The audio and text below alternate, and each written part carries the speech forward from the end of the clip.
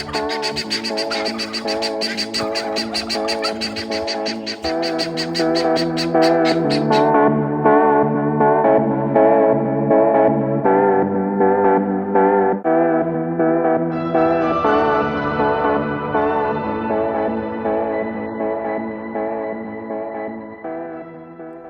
morning, good morning, good morning. You saw me cutting the fence line where I'm gonna put new fencing up for the goats. I'm having trouble with my weed eater and I just rigged it. It's running fine and now it's just not doing so hot. So I think what I'm gonna have to do is clean the carburetor out. I just don't have time for it today.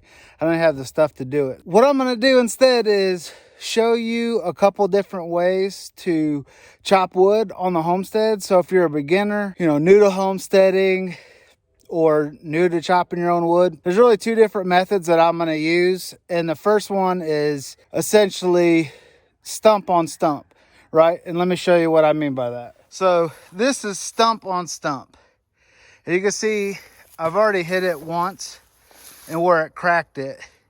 And lots of times people will go ahead and pull those apart. I generally do not. I try to keep it like that. So as I hit in different spots, if it all comes apart, great. But that just keeps it stable on the platform right now. Let me hit it again and show you kind of what I'm talking about. So essentially I have this crack. Like I said, I hit it once and it went ahead and split. It didn't split all the way down. Now it's probably just holding on by a couple fibers, but what I like to do is try to hit it in other spots so they all break off and keeps it kind of together.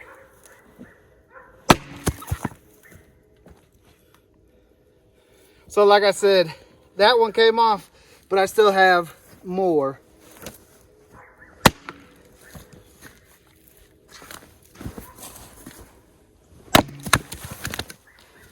So right there, by keeping it all together, I was able to slice it 4 times and it stayed together.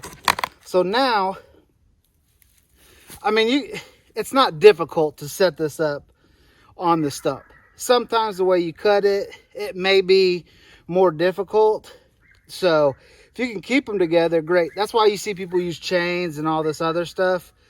I just go ahead and cut it, and if it stays together, I leave it like that. I don't worry too much about the length of it. As long as it'll fit in my fireplace, I'm good.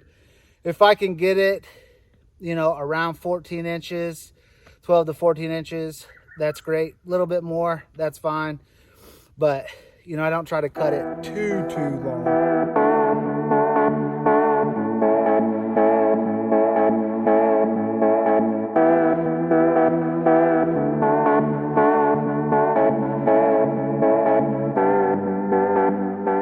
And again, if you've never cut firewood or whatever, you can use a splitter axe. You can use 10 ton, 20 ton, whatever, 5 ton log splitter. It's all up to you, but if you're brand new to homesteading, you're probably not gonna wanna spend all that money on a log splitting machine. So pick this up. This is a Fisker's axe. Might have cost around 40 bucks.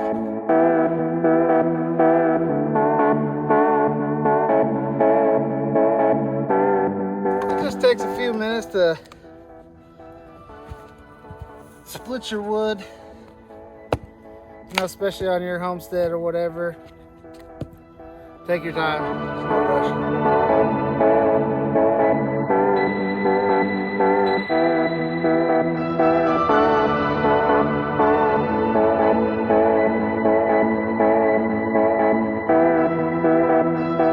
And this is the only trouble with splitting it on top of a stump, is sometimes you'll hit it. I hit it right in the middle, but sometimes you'll hit it and it just gets stuck. It is what it is. All right, so now I'm going to show you the second way to split wood. This is a very nice and easy way, especially if you have smaller limbs that come off the tree or the top of the tree where the diameter's 8 inches, and you don't want to set it up on a stump because it's so skinny it can fall over and it's just a pain. I'm going to show you this for demonstration. If I do come along like a smaller piece of wood, I'll show you exactly. But this is the way that you would do it if you had like a small diameter piece of wood. So all you're gonna do is, you know, if you have a 8-inch piece or, you know, in diameter or whatever, you put another piece down behind it. You set this one on top of it, have a little space in between. Strike it here. It should split with no problem. Now, this is a cedar tree, so it does have knots all around it. So sometimes when you strike it, it hits that knot and doesn't allow it to break. But we'll give her a good strike, see what we can do. So as you see there, it just split, right?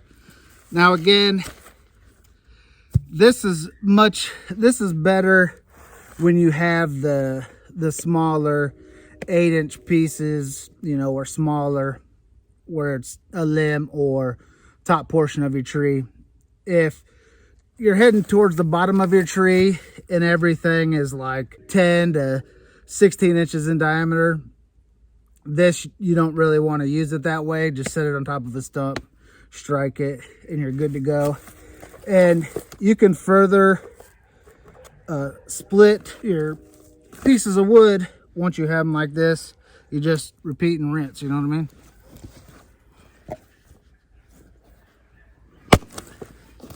So, and that'll give you the pieces that you're looking for, about the size that you're wanting. And what's super nice about this one is, if you strike it and let's say you totally miss, you're gonna hit the ground before you strike yourself. It doesn't have far to travel, versus when you're on a stump like this and you hit or you miss, all that force of that splitting axe comes back and it'll bite you. Like I've been bit several times. But see if we can't split this one more time. And again, I mean, that took less than 3 minutes to do that. And once you have it cut and split, start loading it up in your BX23s. Yeah, baby. Let me tell you, and I'm telling you, if you're a beginner homesteader and you're trying to make a decision on what you should get, whether it be, let's say, a side-by-side UTV, an ATV, four-wheeler, all the different acronyms and ways that you can talk about different pieces of machinery, I will tell you, this Kubota tractor is so worth the money. It's so worth everything. I mean, I use this thing at least during the winter now. I use this thing 2 to 3 times a week, whether it's go getting our wood, splitting wood, going out into the timber and having to take stuff out there. Boom. I mean, this thing is worth its weight in gold. Digging holes, planting trees, putting up fence. I mean, it's amazing.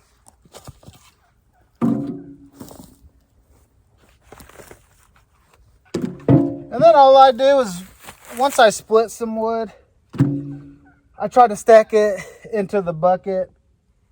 That way, you know, it's not laying around in my way. I can get it in here.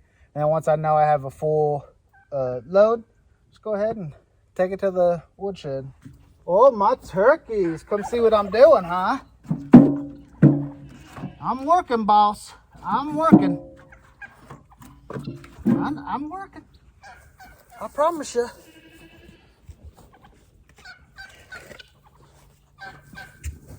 If you guys remember those white turkeys we had, all of them are gone now. The last 2 were killed, unfortunately, by goat. So goat is not a chicken dog. He likes to eat chickens. And I don't think he does it for taste. I think he does it strictly for a chase and some fun. Loves the goats, loves the pigs. I mean, He's just not a bird dog, you know. But ever since the white turkeys have left, these other turkeys, now they won't let me pet them, but they'll come around me, and you guys have seen them come running towards me when it's time for them to eat. Oh, my turkeys.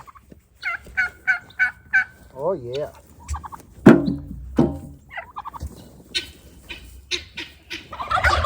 Oh, oh, my ticky. Woo! Practice for that spring, baby. Now, here's the thing. If you're a turkey hunter and you got your own property, get turkeys. Because them doing all this, they're strutting and gobbling away, and the hens doing their little... That'll bring in toms to your property. It'll also bring in hens to your property and stuff like that too. But like in the state of Tennessee, I cannot have them as a live decoy. But they are free-range turkeys here on my homestead. So if they bring in turkey, they bring in turkey.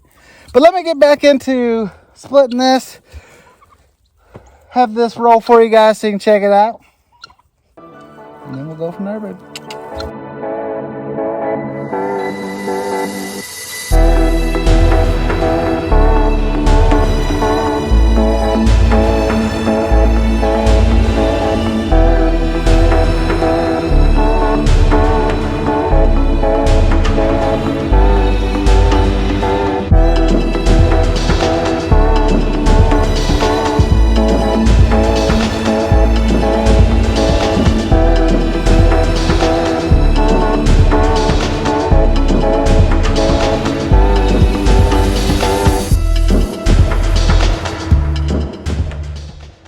Alright guys, so that's a little how-to to chop up wood on the homestead.